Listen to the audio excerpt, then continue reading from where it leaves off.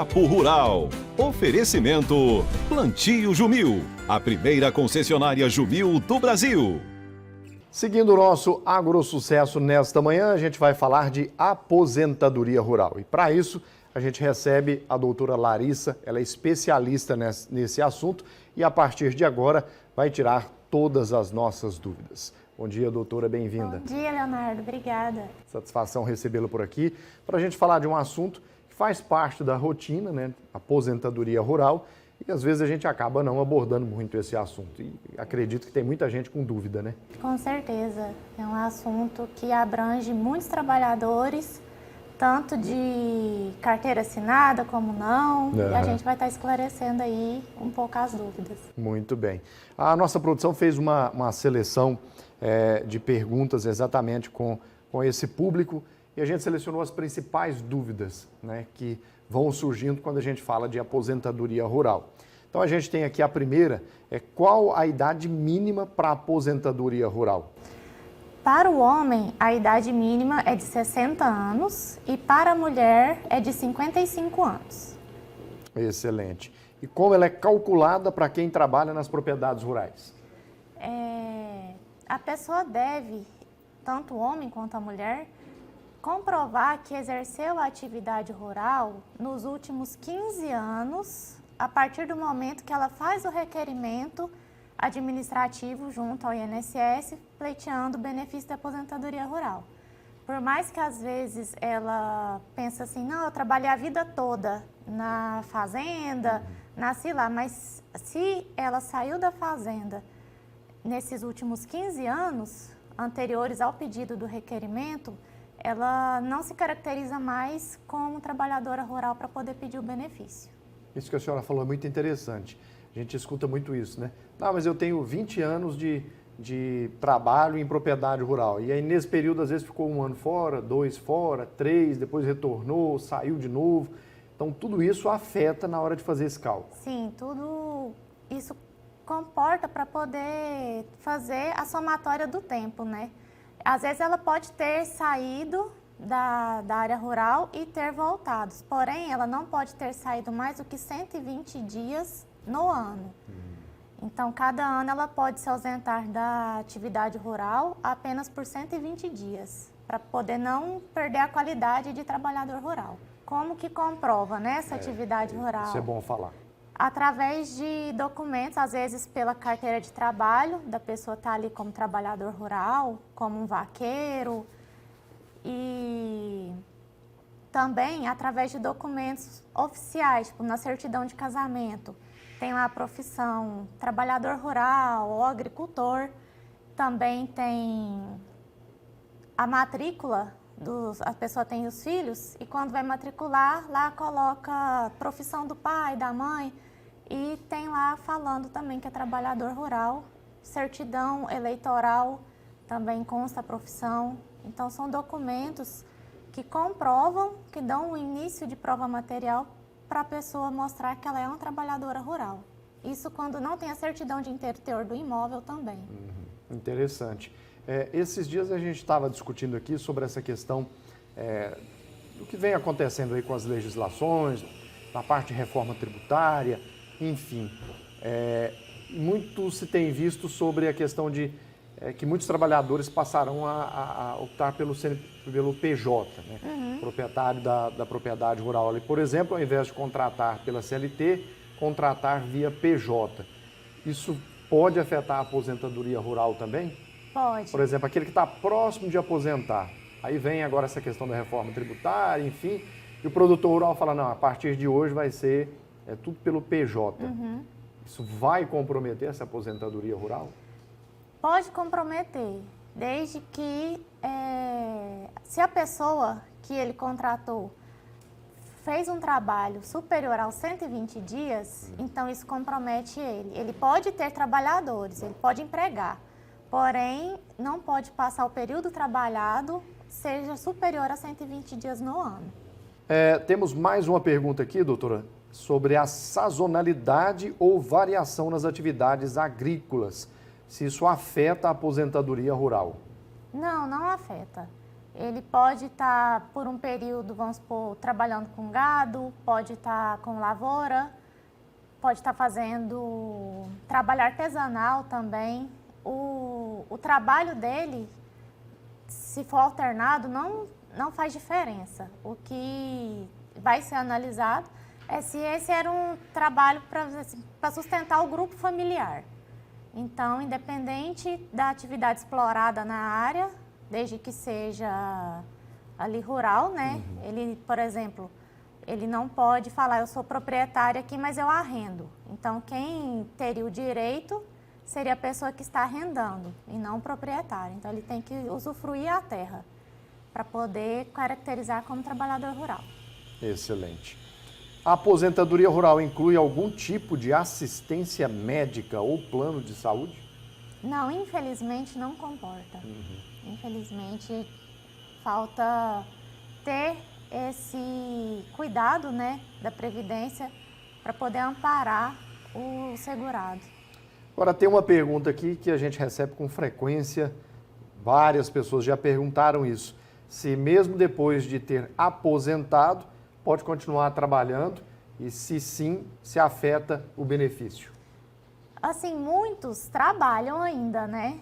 Apesar de já ter recebido o benefício.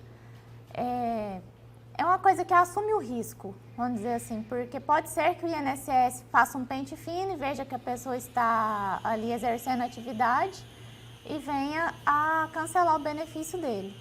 Mas a maioria das pessoas aposentadas rurais, porque não está ali na lida, é acostumado com fazer ali aquela atividade, né? É muito difícil para a pessoa poder parar e ficar quieto. Então, a maioria continua prestando serviço de forma contínua. Interessante. Bom, vamos para mais uma pergunta aqui sobre os documentos. Quais são os documentos necessários para solicitar a aposentadoria rural e como é o processo? Os documentos que precisam são os documentos pessoais, né? Comprovante de endereço, se a pessoa tiver no nome dela, lá da fazenda. Pode ter, além desses, a certidão de inteiro teor, um contrato de arrendo ou usufruto. Vale também a certidão de casamento ou união estável que a pessoa tiver, que comprova ali a profissão como trabalhador rural, agricultor. A matrícula de filhos na escola também é como indício de prova material, que consta lá essa profissão. Tem notas fiscais, que a pessoa às vezes compra de venda de leite ou de agrotóxicos, de insumos. Tem as notas fiscais que, com o endereço da fazenda, o nome lá do proprietário ou do cônjuge, né, da pessoa, também vale. Carteira de trabalho, caso a pessoa faça o trabalho rural. E documentos todos que comprovem que ela exercia atividade rural ali nessa área. Pode até ter testemunhas também que comprovem. Porém, no processo, na fase administrativa, que é a primeira que a gente faz, a declaração da testemunha não tem eficácia de prova material, apenas quando isso é judicializado. Aí as testemunhas são ouvidas. Vamos para mais uma pergunta aqui. Quais são os critérios específicos para comprovação da atividade rural autônoma no processo de aposentadoria rural? Os documentos são praticamente os mesmos de comprovação. Daquilo que a senhora falou lá no início. Isso, certo. porque não tem muito como a pessoa sair fora dessa documentação. Ela tem que apresentar Tem que comprovar. que teve. Até mesmo, por exemplo, um boia fria, tudo. Já, às vezes, se a pessoa não tiver toda a documentação necessária para comprovar esse período de labor, na fase administrativa, geralmente é negado.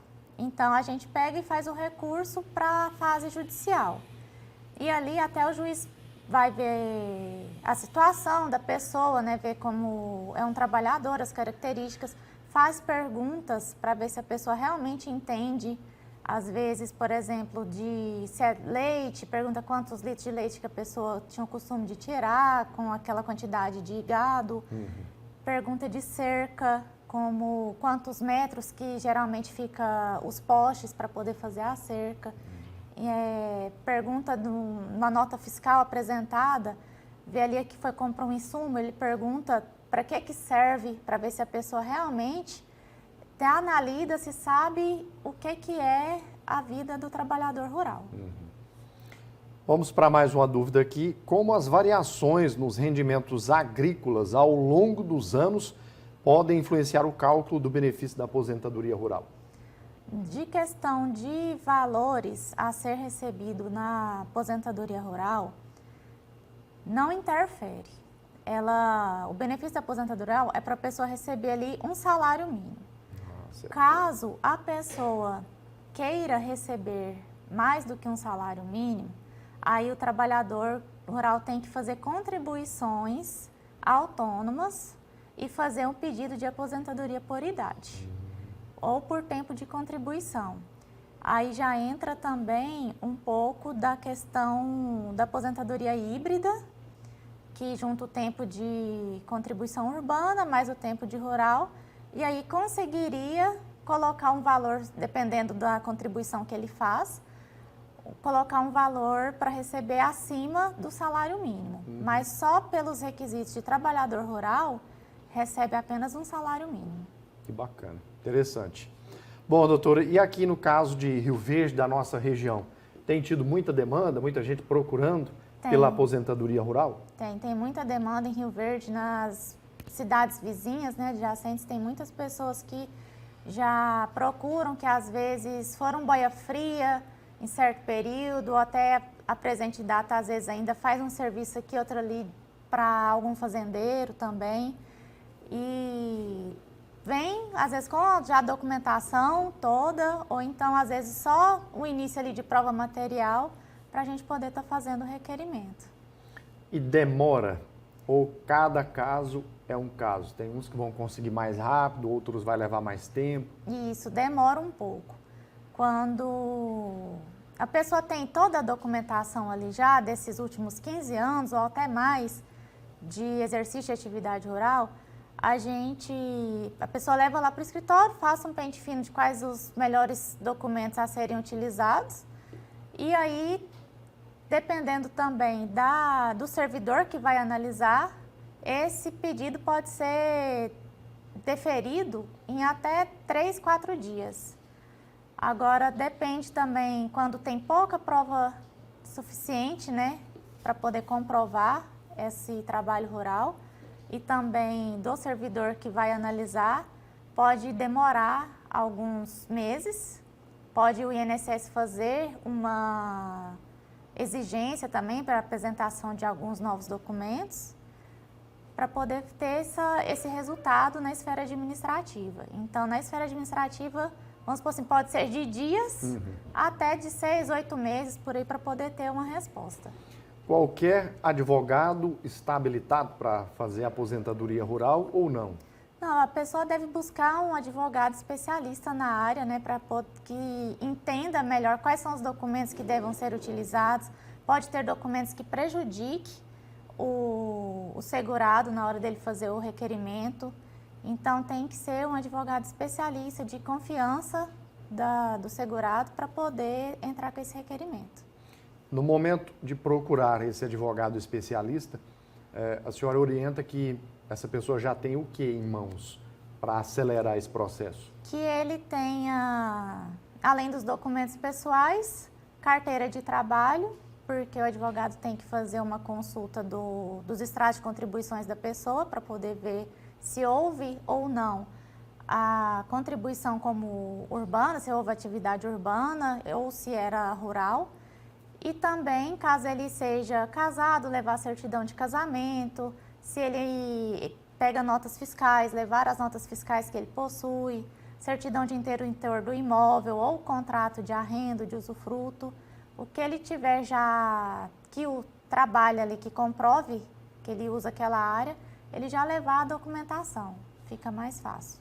Depois que tudo está pronto, deu entrada no INSS, depois é analisado aqui na cidade Ou isso é feito, essa análise é feita totalmente online? Não, ela é forma online.